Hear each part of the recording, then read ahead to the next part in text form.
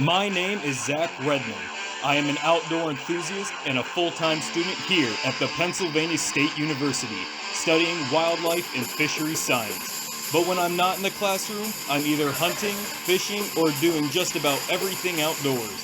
I created this YouTube channel to show and teach you everything that I know and do along the way.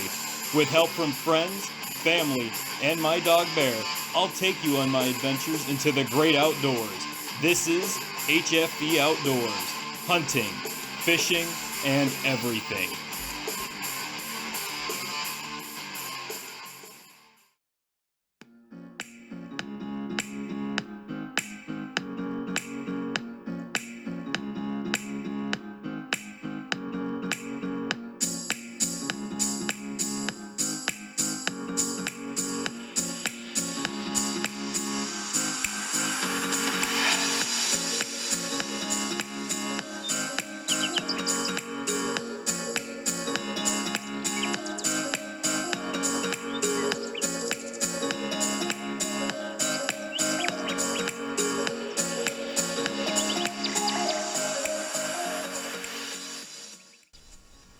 Hello everyone and welcome back to HFB Outdoors, and thank you for tuning in to episode 2. Today Bear and I decided to head on over to Clearfield County and meet up with my friends Ryan and Derek and do a little shed hunting. Today we aren't just looking for deer sheds, but also elk sheds. Elk were once extirpated from Pennsylvania, but from 1913 to 1926, 177 individuals were reintroduced, and now there are over 1,400 elk roaming the woods in north central and central Pennsylvania. Now, elk are way bigger than whitetail. For comparison, an average fully mature whitetail buck is about 170 pounds and 34 inches tall. Now, an elk is about 800 pounds and 57 inches tall. That's 4 times bigger than a fully mature buck. Here's a comparison image to show you just how big an elk is. Wow, that's insane. And as you can imagine, with bigger size means bigger antlers. To compare, a whitetail buck antler is about 1 to 2.5 pounds and is about 15 inches along its beam. Now, a fully grown bull elk, its antlers are about 7 to 9 pounds and are about 48 inches long along its beam. That's 4 feet. Now, you might assume that an elk antler is way bigger than a deer antler and it would be easier to find. That is true in some cases. It all depends on how many bulls are in your area and what habitat you're looking in. If you were looking in a field, yeah, it would be way easier to find an elk antler just sticking out in the middle of the open. But if you go deep into the woods where there's a lot of sticks and stuff on the ground, it may not be so easy. An elk antler can blend in with its surroundings so easily, especially sticks laying everywhere all over the ground. So today we're going to be going to an area that has a ton of deer and elk sign. There is elk sign everywhere, from pellets littering the ground to 6.5 foot tall scrapes covering almost every single tree. This area has wide open fields, open woods, thick timber stands, which is all deer and elk could ever ask for. Today it's supposed to get into the high 60s with clear and open skies. No matter if we find any sheds, today is going to be a good day. Go find it. Find the bone.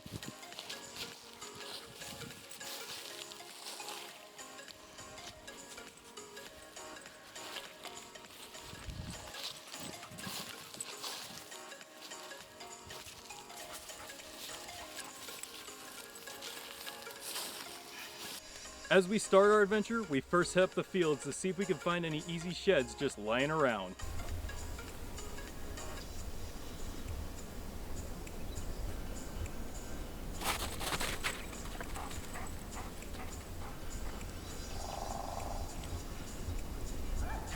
Now, to find sheds, you don't need a dog.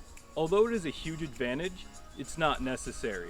My rule of thumb is to always have a set of binoculars on you so you can look far into the distance, see if you can find any, and to keep your eyes on the ground and walk slowly. If you walk too fast, you might just walk right past one. Bear, come here. Come on, Bear, this way.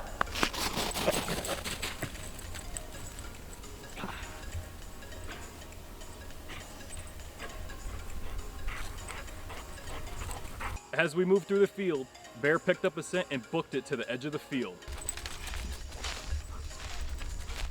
Find it.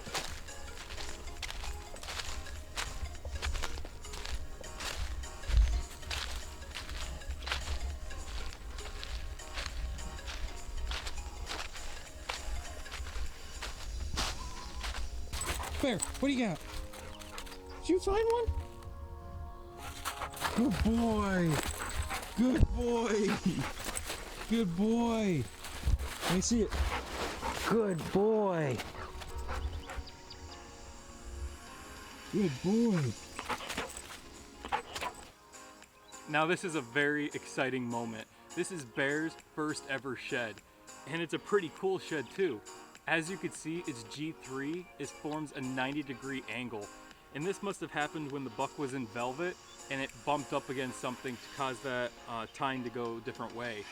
But this is an exciting first moment for Bear and me, and I'm so proud of him right now because this shows that the training that I've put in with him for the past couple of weeks has finally paid off, and he knows what he's doing. As much as I want to congratulate him right now, it's still very early in the morning, and so let's pack it up and move on and see if we have any more luck today.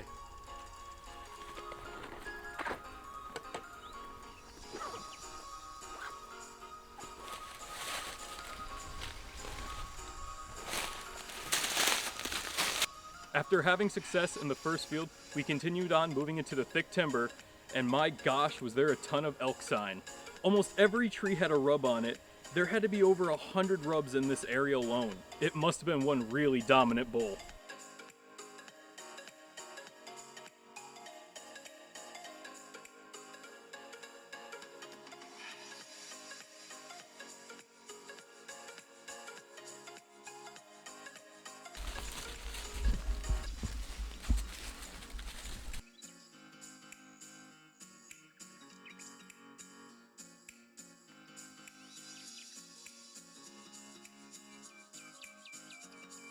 My friend Ryan knows the area pretty well and knows where the deer and elk like to hang out. So before continuing any further, we came up with a game plan on how to approach the upcoming area. Good. So this field's gonna connect here, and it's gonna go all the way out and stay open there for a while, and it's gonna take us down to the road further down. But yeah, we should be able to get through here and back down on the other side. And on the other side of this is a steep cliff face. But I don't know. It probably still has a lot of snow. Well, we'll give it our best shot. We'll see. If there's cliff, is there a bench on it? Or? Yeah. Yeah, you can run them out. If we walk this field, it's not really a field, it's like I can. brush and stuff, Yeah. but if we walk it out to the road, drop down over on the road on the hill, you'll be able to see where it goes out, and you can ride the top out, or you can, there's one bench, ride it out, or it drops back down over. It's really rocky though, but I've seen deer there. Yeah. All right. It's a bench. Yeah. That'd be worth checking out if it Yep. asshole deep snow. Yeah, All right. Well, let's go. let's hit it. After walking through the woods, we hit a small field with some trees in it, and Derek and Ryan thought it'd be a good idea to climb on up in there to get a better advantage point in finding some sheds. Derek climbed up pretty good, but Ryan had a bit of a struggle. This branch that I'm standing on is not that strong. And I have all my weight on it. After having their fun, they decided to climb on down, and we continued moving deeper into the woods. Find it. Find the bone. Find the bone. Find it. Come on, find it. As we were walking through the woods, Ryan started to run, and Derek and I thought he had both found a shed.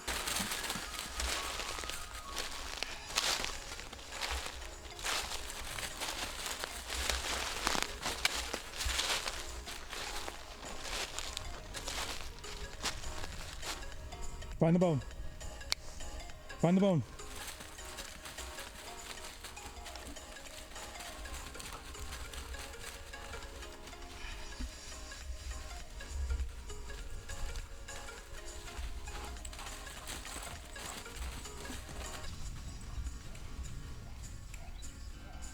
But as we approached him, he didn't find a shed, but an old climber hanging onto the tree.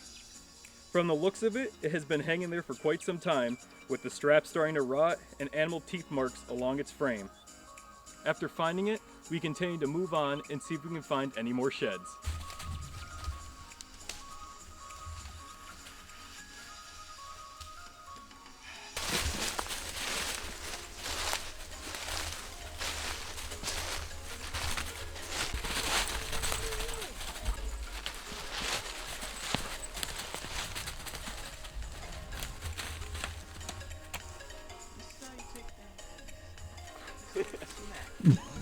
As I said earlier, it's always important to watch the ground and walk slowly, and if I hadn't been doing that, I would have never found this old shed.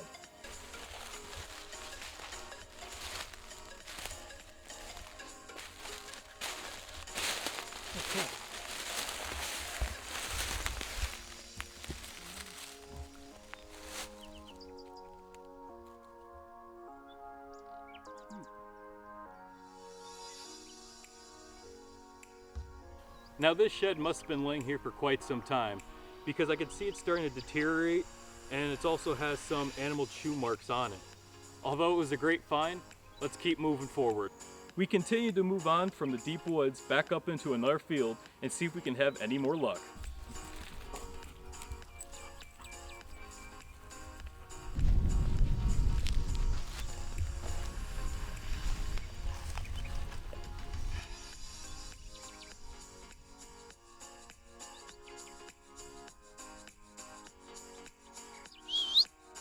Come.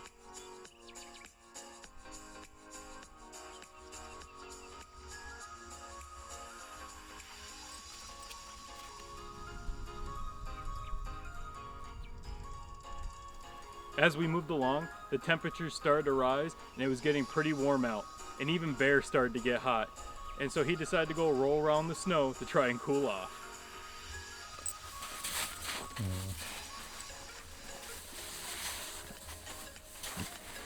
Just cooling off, buddy. Oh yeah.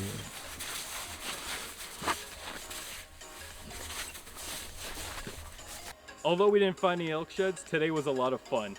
Not only did we find 2 sheds and a climber, but the weather was perfect, and the memories that I created with my friends is something that we will never forget. As always, thank you guys for tuning in to episode 2, and I hope to see you on our next adventure. This is HF the Outdoors, hunting, fishing, and everything.